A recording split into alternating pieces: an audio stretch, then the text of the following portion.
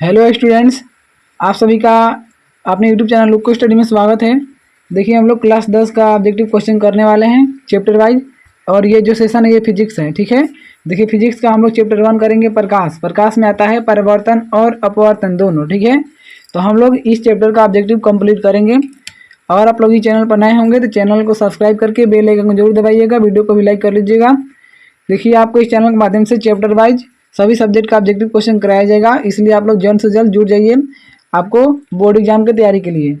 सबसे पहले प्रश्न यहाँ पर देखिए दिया है, जल की एक गोलीय बूंद में व्यास के अनुदिश आती प्रकाश किरण की कितनी बार अपवर्तन होगा। जल की एक गोलीय बूंद में व्यास के अनुदिश आती प्रकाश किरण की कितनी बार अपवर्तन होगा। तो एक बार अपवर्तन होगा, राइट आंसर डी हो जाएगा। लेंस में मुख्य फोकस की संख्या होती है, तो लेंस में मुख्य फोकस की संख्या 2 होती है, ऑप्शन नंबर बी हो जाएगा। लेंस में मुख्य फोकस 2 होते हैं। नेक्स्ट क्वेश्चन देखिए, प्रश्न यहाँ पर आपको दिया है, समतल दर्पण द्वारा बाना प्रतिबिंब होता है। तो जो समतल दर्पण द्वारा प्रतिबिंब बनता है वो काल्पनिक बनता है, करेक्ट आंसर बी हो जाएगा। समतल दर्पण द्वारा प्रतिबिंब काल्पनिक बनता है। सरल सूक्ष्मदर्शी में किसका उपयोग होता है, तो उत्तल लेंस का। सरल सूक्ष्मदर्शी में उत्तल लेंस का इस्तेमाल किया जाता है। नेक्स्ट क्वेश्चन देखिए, अवतल दर्पण में आवर्धित काल्पनिक प्रतिबिंब बनाने के लिए वस्तु को कहाँ रखा जाता है। तो अवतल दर्पण में फोकस और ध्रुव के बीच रखा जाता है, तब जाकर प्रतिबिंब काल्पनिक बनेगा और आवर्धित और काल्पनिक बनेगा। तो करेक्ट आंसर यहाँ पर आपका ऑप्शन नंबर ए हो जाएगा, फोकस और ध्रुव के बीच रखा जाता है। किस दर्पण की फोकस दूरी चिन्हों की परिपाटी के अनुसार ऋणात्मक मानी जाती है। तो अवतल दर्पण। अवतल दर्पण की जो फोकस दूरी होती है वो चिन्ह परिपाटी के अनुसार उसका जो चिन्ह होता है ऋणात्मक होता है, करेक्ट आंसर बी हो जाएगा, अवतल दर्पण। नेक्स्ट क्वेश्चन देखिए, प्रश्न दिया है यहाँ पर आपको, निम्नलिखित में से किस लेंस को अपसारी लेंस कहते हैं। तो अवतल लेंस को। अवतल लेंस को अपसारी लेंस भी कहा जाता है, करेक्ट आंसर ए। एक अभिसारी किरण पुंज समतल दर्पण पर आपतित होती है, परिवर्तित किरण पुंज क्या होगा। तो परिवर्तित किरण पुंज हो जाएगा अभिसारी, राइट आंसर बी हो जाएगा, अभिसारी। नेक्स्ट क्वेश्चन देखिए, प्रश्न यहाँ पर आपको दिया है, किस समतल दर्पण द्वारा आवर्धन होता है। मतलब किसी समतल दर्पण द्वारा आवर्धन +1 होता है। कोई भी समतल दर्पण हो उसका आवर्धन प्लस में 1 होता है। निम्नलिखित में से किस दर्पण द्वारा किसी वस्तु का आभासी प्रतिबिंब मिल सकता है। तो किसी वस्तु का आभासी प्रतिबिंब समतल दर्पण, अवतल दर्पण और उत्तल, ये तीनों के द्वारा मिल सकता है, राइट आंसर ऑप्शन नंबर यहाँ पर आपको डी हो जाएगा। नेक्स्ट क्वेश्चन देखिए, प्रश्न दिया है यहाँ पर आपको, देखिए ये सब जो है काफ़ी इंपॉर्टेंट प्रश्न है आपको एग्जाम के लिए। बोर्ड एग्जाम की तैयारी अच्छे तरीक़े से करना चाहते हैं बेहतरीन ढंग से, आप लोग इस चैनल से जरूर जुड़िएगा। आकाश का नीला रंग होना किस परिघटना का परिणाम है। तो प्रकीर्णन। प्रकीर्णन के कारण आकाश का रंग नीला होता है। विरल माध्यम से सघन माध्यम में जाती हुई किरण मुड़ जाती है, तो अभिलंब की ओर। जब विरल माध्यम से सघन माध्यम में जब किरण जाती है तो अभिलंब की ओर मुड़ जाती है, right answer option number A हो जाएगा। नेक्स्ट क्वेश्चन देखिए, निम्नलिखित में से किस लेंस की फोकस दूरी धनात्मक होती है। तो उत्तल लेंस की फोकस दूरी धनात्मक होती है, राइट आंसर ये हो जाएगा, उत्तल लेंस की फोकस दूरी धनात्मक होती है। चिन्हों की निर्देशांक परिपाटी में धनात्मक फोकस दूरी होती है, तो चिन्हों की निर्देशांक परिपाटी में धनात्मक फोकस दूरी किसका होता है। तो उत्तल लेंस का और उत्तल दर्पण, ये दोनों का जो फोकस दूरी होता है धनात्मक होता है, इसलिए ऑप्शन नंबर यहाँ पर आपको डी हो जाएगा, ए और बी दोनों। नेक्स्ट क्वेश्चन देखिए, निर्देशांक चिन्ह परिपाटी में सभी दूरियां मापी जाती है। तो निर्देशांक चिन्ह परिपाटी में सभी दूरियां ध्रुव से मापी जाती है, करेक्ट आंसर भी हो जाएगा, ध्रुव से।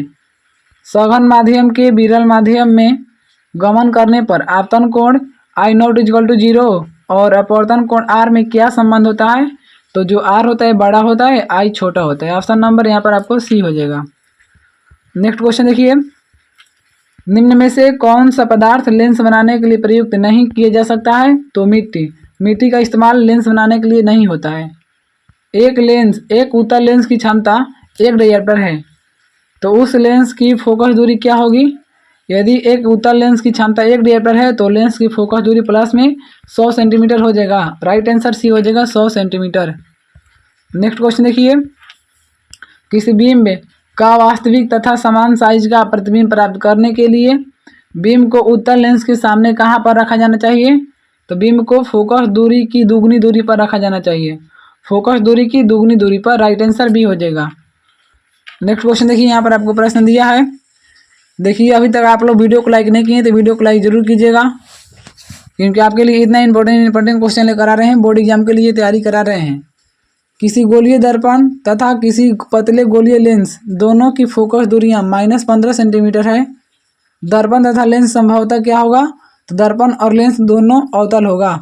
जब माइनस में फोकस दूरी आ जाएगा तो दोनों लेंस मतलब दोनों ये अवतल होगा, लेंस हो या दर्पण। प्रकाश के अपवर्तन के कितने नियम हैं? तो 2। प्रकाश के अपवर्तन के 2 नियम होता है, ये तो आप लोग को याद है। यहाँ पर प्रश्न देखिए, प्रकाश के परावर्तन के कितने नियम हैं? तो 2। प्रकाश के परावर्तन या अपवर्तन दोनों के 2 नियम हैं। सरल सूक्ष्मदर्शी में किसका उपयोग होता है? तो सूक्ष्मदर्शी में उत्तल लेंस का प्रयोग होता है, उत्तल लेंस, राइट आंसर डी।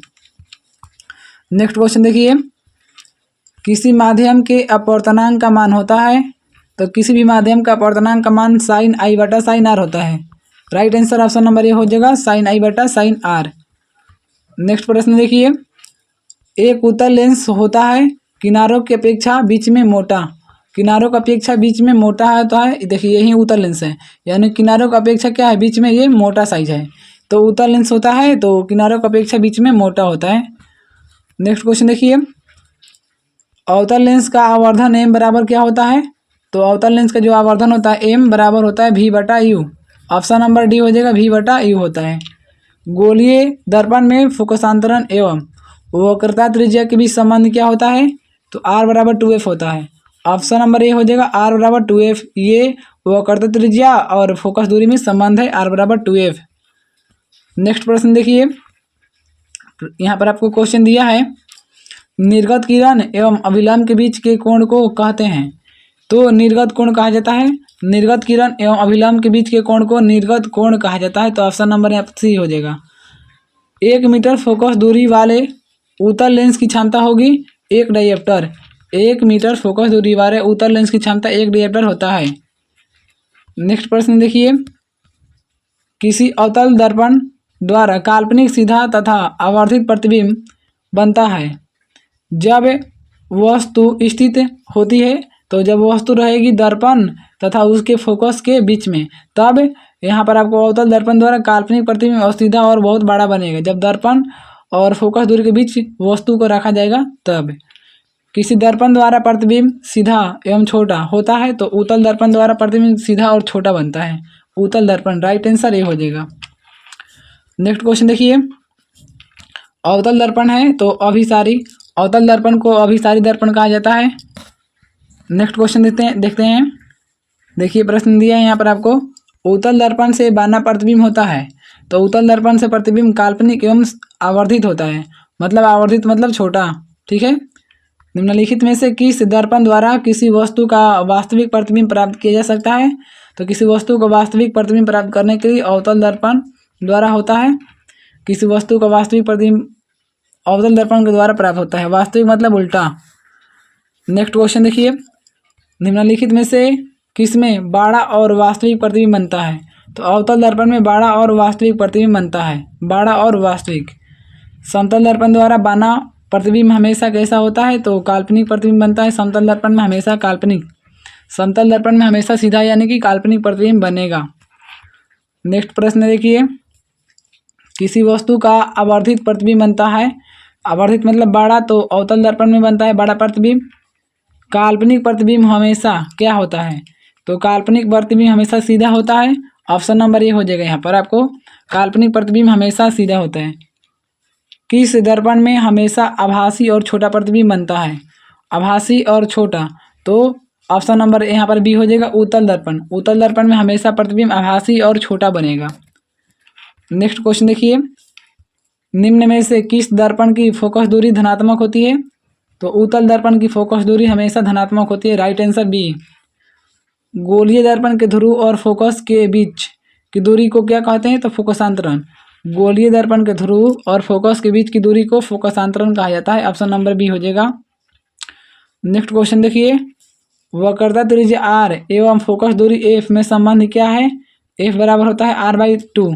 वक्रता त्रिज्या r एवं फोकस दूरी f में क्या संबंध होता है? तो f बराबर होता है r/2 होता है। ऑप्शन नंबर ए हो जाएगा। हजामत बनाने के लिए प्रयोग में कौन सा दर्पण को लेते हैं? तो अवतल दर्पण। अवतल दर्पण को ही हजामत बनाने के लिए इस्तेमाल में लिया जाता है।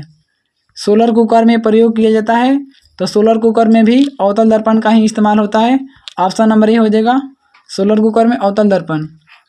नेक्स्ट क्वेश्चन देखिए, सर्च लाइट की जो परिवर्तक सतह होती है वो अवतल दर्पण की बनी होती है। ऑप्शन नंबर बी हो जाएगा, सर्च लाइट की परिवर्तक सतह अवतल दर्पण की बनी होती है। रोगियों की नाक, कान, गले आदि की जांच करने के लिए डॉक्टर प्रयोग करते हैं, तो डॉक्टर अवतल दर्पण का प्रयोग करता है। रोगियों के नाक, कान, गले इत्यादि की जांच करने में डॉक्टर अवतल दर्पण का प्रयोग करता है। तो ऑप्शन नंबर यहाँ पर आपको ए हो जाएगा।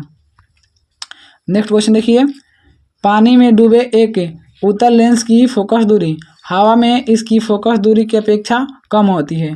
हवा में फोकस दूरी की अपेक्षा क्या होती है? कम होती है। ऑप्शन नंबर बी हो जाएगा। तो देखिए हम लोग ये फिजिक्स के चैप्टर 1 कंप्लीट किए इस वीडियो में। अगले वीडियो में चैप्टर 2 का कंप्लीट करेंगे, जितना भी ऑब्जेक्टिव क्वेश्चन है। तो देखिए हम लोग चैप्टर वाइज धीरे धीरे ऑब्जेक्टिव क्वेश्चन कर रहे हैं। आपके पास टाइम बहुत नज़दीक आ रहा है बोर्ड एग्जाम का, इसलिए आप लोग बेहतरीन ढंग से तैयारी करना शुरू कर दीजिए और इस चैनल से जुड़ जाइए। आपको ऑब्जेक्टिव सभी सब्जेक्ट का ऑब्जेक्टिव कंप्लीट कराया जाएगा एकदम चैप्टर वाइज, ठीक है। बस तो आप लोग इस चैनल से को केवल सब्सक्राइब करना है, वीडियो को भी लाइक करना है, ठीक है। बेल आइकन को जरूर दबाइएगा ताकि वीडियो अपलोड होते ही आपके पास नोटिफिकेशन चले जाए। तो ऐसे ऐसे वीडियो देखते रहिए। आप लोग कमेंट में जरूर बताइएगा कि आपको कौन से सब्जेक्ट का ऑब्जेक्टिव चाहिए और आपका कौन कौन सा सब्जेक्ट कंप्लीट है। चलिए वीडियो समाप्त होता है। आप सभी को वीडियो देखने के लिए बहुत बहुत धन्यवाद।